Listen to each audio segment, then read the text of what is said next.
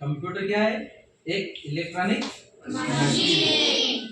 जिस प्रकार हमारे शरीर में हम काम करते हैं तो हमारे पास सोचने की एक शक्ति है ना। हम जो सोचते हैं वो कार्य हम अपने हाथों से करते हैं। इसी प्रकार जो कंप्यूटर है उसको भी इस प्रकार डिजाइन किया गया है, बनाया गया है, जिससे कि वो हम जो उसको निर्देश दे रहे हैं वो काम आसानी से करता है। तो जो कंप्यूटर है, जब कंप्यूटर बनना चालू हुआ तब तक इसका अलग अलग समय में विकास होता गया। एक व्यक्ति ने कंप्यूटर को नहीं बनाया। तो कंप्यूटर की जो जनरेशन है, कितनी जनरेशन है टोटल?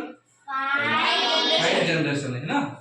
ये 5 अलग अलग जनरेशन में बनाया गया। तो जो सबसे पहले की जो आपकी जनरेशन है, बेसिक, जहां से कंप्यूटर बना था, कब बना था सबसे पहले? 1946 है ना, फर्स्ट जनरेशन। तो ये आपकी 1946 से 1958 तक चला।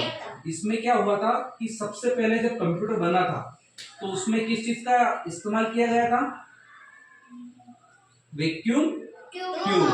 तो वैक्यूम ट्यूब के द्वारा कंप्यूटर को संचालित किया जाता था, लेकिन वो जो ट्यूब थी वो बहुत गर्म हो जाती थी, और जब गर्म हो जाती थी तो कंप्यूटर चलना बंद हो जाता था। उसके बाद वापस से उसमें संशोधन किया गया वैक्यूम ट्यूब के बाद। फिर अगली जो जनरेशन थी हमारी, सेकंड जनरेशन, वो थी हमारी 1959 से 1964। अब जो सेकंड जनरेशन थी हमारी, उसमें वैक्यूम ट्यूब की जगह ट्रांजिस्टर का उपयोग किया गया। उसके कारण कंप्यूटर का जो आकार था वो थोड़ा छोटा हो गया, है ना। फिर उसके बाद आती है आपकी थर्ड जनरेशन। थर्ड जनरेशन जब आती है तो थर्ड जनरेशन में वैक्यूम ट्यूब और ट्रांजिस्टर दोनों को अलग हटा के फिर आईसी का उपयोग किया जाने लगा। अब आईसी का फुल फॉर्म होता है इंटीग्रेटेड सर्किट। उसके द्वारा कंप्यूटर का जो आकार है वो और छोटा हो गया और उसके काम करने की गति में और तीव्रता आ गई। अब पहले जब वैक्यूम ट्यूब का इस्तेमाल किया गया था तब बहुत सीमित मात्रा में कंप्यूटर का उपयोग होता था, लेकिन जैसे जैसे इसका विकास होता गया इसका उपयोग बढ़ता गया। उसके बाद आती है हमारी फोर्थ जनरेशन।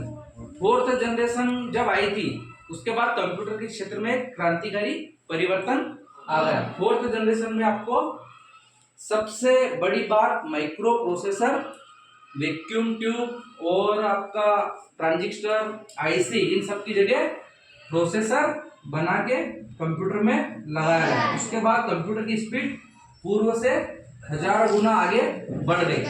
और अभी जो वर्तमान जो पीढ़ी चल रही है आपकी कंप्यूटर की, फोर्थ जनरेशन जिसको हम बोलते हैं, इसमें तो अभी एआई का उपयोग भी होने लगा है, आर्टिफिशियल इंटेलिजेंस एजेंसी, है ना। अब कंप्यूटर के बारे में तो हमने जान लिया, लेकिन ये वर्क कैसे करता है ना। तो कंप्यूटर 2 भाग में बना होता है, एक होता है हार्डवेयर और दूसरा सॉफ्टवेयर।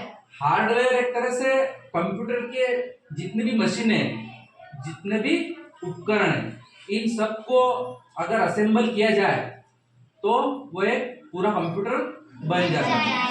और कंप्यूटर के जो हार्डवेयर है, उसके जो उपकरण है, वो अपने आप किसी भी प्रकार से कार्य नहीं करते। उसके लिए हमको किस चीज की आवश्यकता होती है? सॉफ्टवेयर। बिना सॉफ्टवेयर के कोई भी कंप्यूटर काम नहीं करता। और सॉफ्टवेयर क्या होता है? एक नियम और निर्देश, इंस्ट्रक्शन जिसको हम बोलते हैं, इंस्ट्रक्शंस जो होते हैं उनका एक भाग होता है जो हम कंप्यूटर को देते हैं, और सॉफ्टवेयर के द्वारा ही कंप्यूटर का संचालन होता है। अब हार्डवेयर में भी कंप्यूटर में अलग अलग प्रकार के उपकरण होते हैं, है ना, अलग अलग डिवाइस होते हैं, जिसको हम 2 भागों में बांट सकते हैं। एक होता है इनपुट डिवाइस और एक होता है आउटपुट डिवाइस। इनपुट डिवाइस वो डिवाइस होते हैं जिसके द्वारा हम कंप्यूटर के अंदर डाटा का इस्तेमाल करते हैं। डाटा को कंप्यूटर के अंदर हम डालते हैं और कंप्यूटर उस डाटा को ग्रहण करके, प्रोसेस करके उसका आउटपुट हमको प्रदान करता है। जब वो कंप्यूटर का आउटपुट हमारे पास आता है तो उस आउटपुट को हम आउटपुट डिवाइस के माध्यम से लेते हैं। और आपके जो इनपुट डिवाइस है उनमें कौन कौन से डिवाइस हो सकते हैं? कीबोर्ड है ना, और आपका स्कैनर, और इस प्रकार जब वो डिवाइस अपना काम कर लेते हैं उसके बाद उसका होता है आउटपुट, है ना। तो आउटपुट के रूप में हम आपका मॉनिटर और जैसे प्रिंटर, कोई भी चीज का हम प्रिंट देते हैं तो वो क्या हो गया? Output device. तो इस प्रकार इनपुट डिवाइस है उनसे हम कंप्यूटर का डाटा कंप्यूटर में फिक्स कर सकते हैं और आउटपुट के माध्यम से उस डाटा को वापस प्राप्त कर सकते हैं।